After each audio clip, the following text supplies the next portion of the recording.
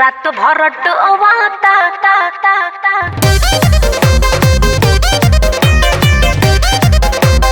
Music by Pankaj Kaushik.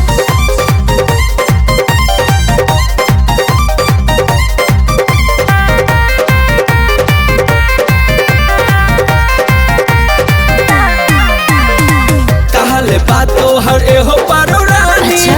मुंह पर हंसी भीतर लागे परेशानी। अरे कैसे बताएं? अरे बोला दिल खोल के बोला। कहले बातो हर एहो पारो रानी ओहो। मुंह पर हंसी भीतर लागे परेशानी। अरे जागो बीतेला रतिया नहीं चैन से सोवता। अरे जागो बीतेला रतिया नहीं चैन से सोवता। भता रहेले रात भर डोवाता यार नई हर में रोवाता। भता रहेले रात भर डोवाता यार नई हर में रोवाता। अरे रोते कि जो होता हो।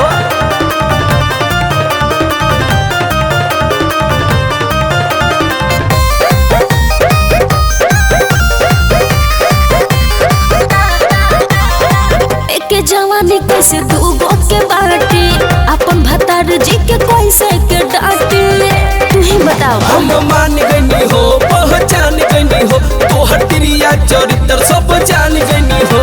अरे हमने फिक्रिया ऊ हो अपन जिंदगी खोवाता। भता रहेले रात भर टोवाता यार नई हर में रोवाता। भता रहेले रात भर टोवाता यार नई हर में रोवाता।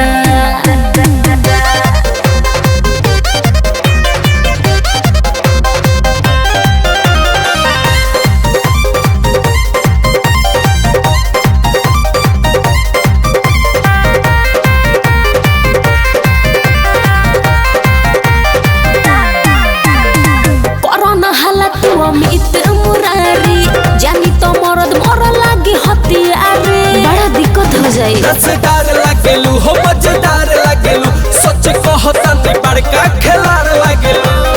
ई हल दर दिया हमार आंसू से धोवाता। भता रहेले रात भर डोवाता यार नई हर में रोवाता। भता रहेले रात भर डोवाता यार नई हर में रोवाता। बुझला? कहले बातो हर एहो पारो रानी अच्छा। मुंह पर हंसी भीतर लागे परेशानी। अरे कैसे बताएं? कहले बातो हर एहो पारो रानी ओहो। मुंह पर हंसी भीतर लागे परेशानी। अरे जागो बीतेला रतिया नहीं चैन से सोवता। अरे जागो बीतेला रतिया नहीं चैन से सोवता। भता रहेले रात भर डोवाता यार नई हर में रोवाता। भता रहेले रात भर डोवाता यार नई हर में रोवाता। हम बुझा गेले भौजी खिलाड़ बाड़ू।